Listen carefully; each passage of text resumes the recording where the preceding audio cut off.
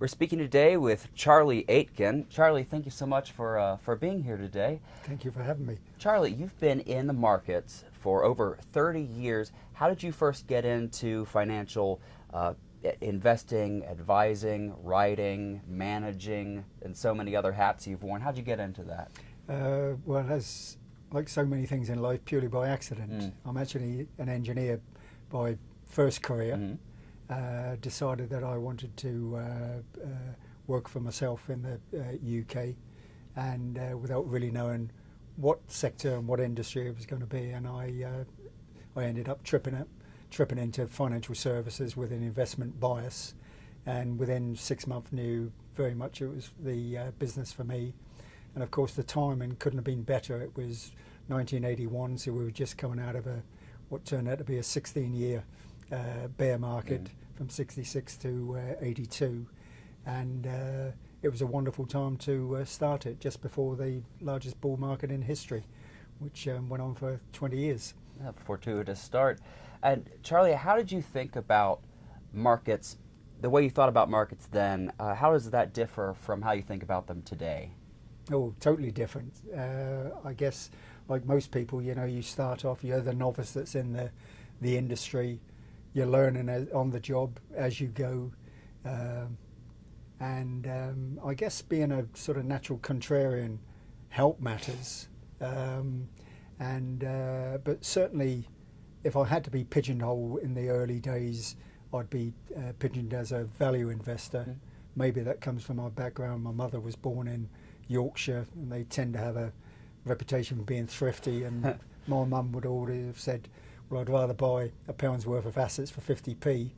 I certainly wouldn't be buying a pound's worth of assets for £2. So that sort of gave me my natural tendency to look for value, and but very much it was based on fundamentals, and it wasn't until the late 1990s that I got more into technical analysis. But then the life-changing experience was really in 2002 when I came across Elliott Wave International and Robert Prechter with his book Conquer the Crash, and through Elliott Wave the burgeoning Socionomics input, and that now total department that's involved with that, that's made a fundamental change on how I view markets. And it was the first thing in, at that stage, 20 plus years of being a practitioner, of something that actually was just so logical about how markets do actually work. And again, we're all too busy missing the trees for looking at the forest, and in this case you sort of realise that at the end of the day, what is the market? It's just us, it's human beings, it's a bunch of us making decisions. Do we buy, sell, hold? And the trick is to watch and understand what drives the herd. What kind of advantages does Socionomics provide you as an investor? Does a socionomic perspective help you? Oh, manyfold and numerous ways, but probably the number one is it gives you an understanding of what the herd is doing, what the likely predictability of the herd will be, and therefore it assists greatly on the bigger picture, the macro picture about where it is that you should be investing, if indeed anywhere, and across what asset classes, or maybe it's time just to be invested in cash and to consider cash as an investment, as opposed to, as so many do, that it's not an investment, but very much it is. And it's a bit like a large jigsaw puzzle where in times of uncertainty, and now is a classic example where there's an awful lot of confusion out there about amongst practitioners and the public at large about what's going on, not just market-wise but politically in all sorts of walks of life there, where Socionomics allows you to put pieces of the jigsaw in place to steer you closer to exactly what side of the ledger sheet we are. Well, Charlie, I understand you have a website that you've started within the past couple of years. Can you tell us a little bit about simplysocionomics.com? Yes, it was time to revamp the website anyway, which had got sort of dated and cluttered. and it seemed to make sense to me to split it up, and one of those splits was the subject matter of socionomics. Although, as already mentioned, socionomics per se has an awful lot of logicality to it. To a layperson, it can be daunting because you do have to work at it, and you have to think counterintuitively, as opposed to being a contrarian. Mm-hmm. And it seemed to me that the right word for it was simply socionomics, just to strip away and keep to the bare essentials that are there, and hopefully do my part in widening the education that's out there for people to hang their hats on with it, as I've managed to do with mine. Mm-hmm. Charlie, I stopped by Simply Socionomics the other day and saw a really interesting article about the career of Leonard Cohen, and you've looked at his album releases through a socionomic perspective, which I find intuitively really satisfying. What did you find socionomically interesting about Leonard Cohen's career? Well, really, it just happened to be Leonard Cohen, because he was the most recent of a bad year of musical icons that passed by. But I've always been interested in Bob's observation on popular music and movies, and how they wax and wane and are in sync with the Elliott wave sequence. And it just seemed a natural thing to do last year with the passing of Leonard Cohen, to have a closer look at his career, and surprise, surprise, it closely links the long-term stock index. And you can only sort of guess there that intuitively artists are attuned to the collective social mood, whether it's on movies or whether it's on music, and subconsciously that's when they bring out their work that attunes to the collective social mood. It's a really interesting idea there. In this vein, Charlie, there's some really other topical issues going on in the world today. Just a few. Put it just really lightly there. You have a interesting perspective from the other side of the pond on the matter of Brexit. What are your thoughts on that, on the trends that reflects? What are your thoughts? Okay.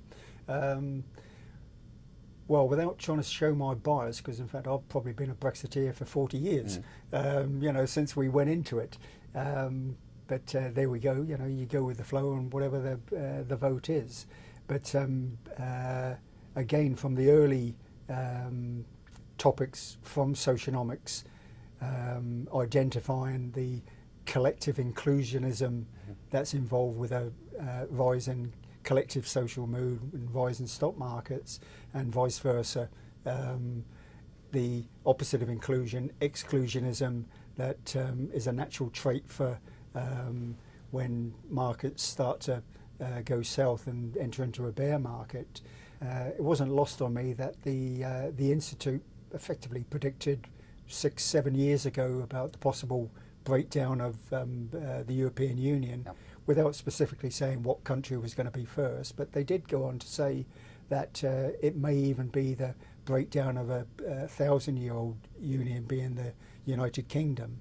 And for sure we're seeing that. It's not just Scotland who are now rearing their head again for perhaps a second vote, or demanding a second vote, although they won't get it for a couple of years. You've got Wales that are effectively devolved and self-governing. You've got the northwest and the northeast of England that want to break away. You've got the southwest, Cornwall. They've really wanted devolution for decades, but it waxes and wanes depending on the collective social mood. So Charlie, broadening our scope a little bit, could we talk about global tensions? You're certainly a well-traveled man. You've lived all over the globe. What sort of perspective does that give you on these global tensions?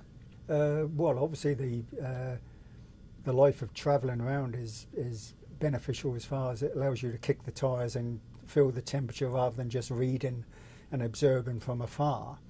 on www.simplysocionomics.com, where on the page 2, I think it is, there is in fact a chart there that shows the long-term trend of the Dow Jones Index in both nominal and real terms, with a bit like a journal sheet underneath it, where on the left-hand side it says the sort of traits that we should look out for in a collective social mood upswing, such as inclusionism, nil concerns about immigration, the propensity to want to talk rather than war, as opposed to the right-hand side, where patently globally there's great concerns about immigration and tendencies towards xenophobia or towards war and the polarization within societies. Now, Charlie, I understand you lived for a number of years in Cape Town, South Africa.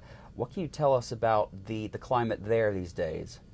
Lovely climate, which is why we chose it, as far as that's concerned. But it was interesting as far as being, from a socionomic point of view, they'd been 7 years into free elections of 1994, so it's still quite early days as far as, you know, the pent-up demand and the expectation from particularly the poor, which tended to be the poor blacks that were down there and who lived in townships, for their life to be bettered and to have the basics of housing and water and electricity, all the things that we've all enjoyed for decades. And it's been at a glacier pace, mainly because of the party and being, you know, the corruption, and it's just got ever more corrupt as the times evolve there. But even there, you know, it's not known as the Rainbow Nation for nothing, and that is, you know, there's a whole collection of races that live there, and in the main they get on pretty well. But of course, there's undercurrents that wax and wane, the same as your country and my country of birth, where there are periods where xenophobia raises its head and other issues that we've discussed during this session. But I do actually still hold rose-tinted glasses to a certain extent with the longer-term outcome for South Africa, by nothing more than the fact that they still sit on one of the largest reserves of gold. That'll help. Physical gold. And, you know, that will help them immensely as and when, I'm going to say gold's been pretty good from the late 1990s, early 2000 through to 2011, if I remember, that's when it peaked. And it's been quite a tricky area for the last 4 to 5 years. But I personally feel that there's a major question mark that's appearing on the current financial system, and in fact, you know, fiat money as such, which is we're now over 40 years into it, since 1971, when the last sort of vestige of gold backing was removed. So whether, you know, the future currency has some sort of bimetal backing, whether it be gold or silver, or whether it actually will turn out to be a digital currency, that's for the future to tell us. But either way, gold I still feel will figure quite strongly in store of value. But at this moment in time, my fear for the country there is that it's when the chips are down and when the backlash increases and there's a good example there where President Zuma is just fighting off yet another challenge on confidence vote. You know, that's when politicians are at the most dangerous and most daftest as far as legislation that they introduce. And the hope has always been that it doesn't follow the best template out there for bad politics. Well, Charlie, thank you so much for speaking with us today. Welcome. Again, where can we find your work again? On www.simplysocionomics.com. Thank you so much. You're welcome. Thank you, David.